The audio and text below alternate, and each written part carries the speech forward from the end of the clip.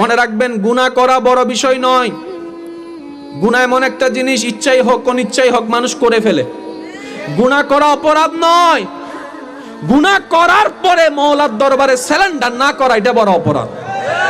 কারণ মওলা তওবার রাস্তা খোলা রেখেছেন পুরুষের জন্য, নারীর জন্য।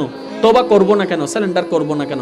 আল্লাহ তো চাই বান্দা সারেন্ডার। হাশরের ময়দানে দুইজন আসামি আল্লাহর দরবারে যাবে, যাদের বিচার করার পরে আল্লাহ পাক দেখবেন যে তাদের আমলনামায় গুনাহ বেশি। আর আপনারা তো জানেন, গুনাহ যদি বেশি হয় ঠিকানা হবে জাহান্নাম। একজনকে আল্লাহ পাক রব্বুল আলামিন যখন বিচার করে দেখবেন যে তার গুনার পাল্লা ভারী হয়ে যাবে, আল্লাহ ফেরেশতাকে ডেকে বলবেন, এই আমার বান্দাকে নিয়ে যাও, জাহান্নামে নিক্ষেপ করো।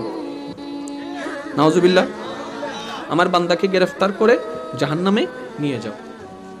ফেরেশতারা সেই বান্দাকে ধরবে। মনের কান কি প্রস্তুত আছে সবার?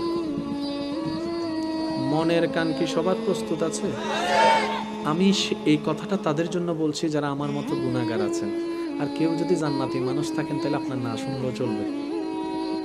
একটু খেয়াল করবেন, ফেরেশতা এসে সেই বান্দাকে গ্রেফতার করবে। হাদিসে বান্দার কথা এসেছে, নাম আসে নাই। আজকে যেটা শুনছেন হয়তো এটা কালকে আপনিও হতে পারেন, আপনিও হতে পারেন, আপনিও হতে পারেন, আপনিও হতে পারেন, আমিও তো হতে পারি। ফেরেশতা তাকে টেনে নিয়ে জাহান্নামের দিকে যাবে, সে আবার পিছনে ফিরে তাকাবে। আল্লাহ পাক বলবে, ফেরেশতা দাঁড়াও, আমার বান্দাকে আবার হাজির করো। আবার আনা হবে। এবার রব্বে করিম সে বান্দাকে জিজ্ঞেস করবে, তোমাকে তো রায় করে দিয়েছি জাহান্নাম, বারবার পিছনে ফিরে কি তাকাও? বারবার পিছনে ফিরে কি তাকাও? বারবার পিছনে ফিরে কি তাকাও?